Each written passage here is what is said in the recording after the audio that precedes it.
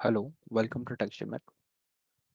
Last session में हमने कुछ ऑप कोड्स के बारे में देखा था, जैसे रीड, रीड पी, रीड ई।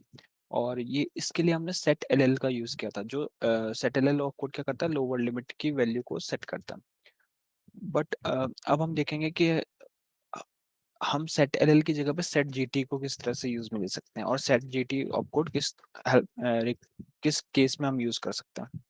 तो मैं आपको सबसे पहले फाइल दिखाता हूँ। तो ये फाइल हम यूज़ कर रहे हैं, जिसमें ये कुछ डेटा पड़ा हुआ है। और अब हम इस पे सेट जीटी यूज़ करेंगे। पिछले कुछ सेशन में हमने सेट एलएल के कॉम्बिनेशंस चेक किए थे। अब हम सेट जीटी का देखते हैं।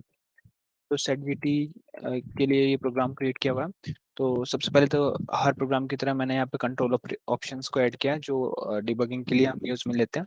और उसके बाद में हमने एक फाइल डिक्लेयर किया। फाइल डिक्लेयर कर इनपुट मोड में की है, और ये एक कीड फाइल है।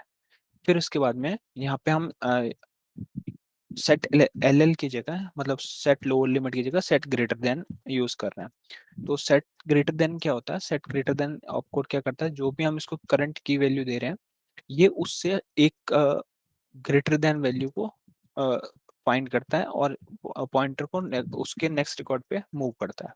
तो जैसे यहाँ पे अभी हमने इसकी सेट ग्रेटर देन लोवेल लिखा हुआ है। तो ये क्या करेगा, लोवेस्ट वैल्यू पे सेट करेगा, और फिर उससे जो ग्रेटर देन वैल्यू है उसको फाइंड करता है। तो यहाँ पे हमने इस तरह से सेट जीटी से पॉइंटर को सेट किया, और फिर हम रीड ऑपरेशन कर रहे हैं वही पहले वाले सेशन की तरह। और फिर हम एक लूप चला के चेक कर रहे हैं कि अगर एंड ऑफ फाइल नहीं है, एंड ऑफ फाइल कंडीशन तब होगी जब हमारे को उसका उससे ग्रेटर देन वैल्यू नहीं मिलेगी। तो उस केस में हम लूप में एंटर करेंगे, अगर नॉट एंड ऑफ फाइल है तो फिर हम यहाँ पे उसके एम्प्लॉय आईडी को डिस्प्ले करा रहे हैं, और एम्प्लॉय नेम को डिस्प्ले करा रहे हैं। फिर फर्स्ट रिकॉर्ड की ये केस होने के बाद में हम वापस से रीड ऑपरेशन परफॉर्म कर रहे हैं नेक्स्ट रिकॉर्ड के लिए। तो इस तरह से ये लूप में चलता रहेगा जब तक एंड ऑफ फाइल नहीं आता।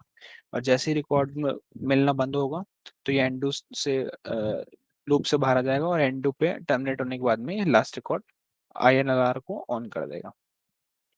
तो इस तरीके से बस सेट जीटी और सेट एलएल में यही डिफरेंस है कि सेट एलएल लोअर लिमिट को सेट करता है, और set GT greater than value पे पॉइंटर को सेट करता है और उसके नेक्स्ट रिकॉर्ड पे मूव करता है। तो जैसे हमने सेट एलएल के साथ रीड ई, रीड पी, इस तरह से डिफरेंट डिफरेंट ऑपकोड्स का कॉम्बिनेशन ट्राई किया था, वो सारे कॉम्बिनेशन हम सेट जीटी के साथ भी यूज कर सकते हैं। तो अगर आप सेट जीटी के साथ हाई वेल यूज कर रहे हैं, तो आप रीड पी का ऑपकोड का यूज करके रिवर्स ऑर्डर में डेटा को रीड कर सकते हो। तो इस तरीके से आप अपने अकॉर्डिंग और प्रोजेक्ट के रिक्वायरमेंट के अकॉर्डिंग आप इस तरह से आपको उसका कॉम्बिनेशन ट्राई कर सकते हो। मैं अभी आपको उसको कंपाइल करके कॉल करके दिखाता हूँ। तो इस तरह से हमें सेट जीटी की हेल्प से ये रिकॉर्ड मिल रहा है।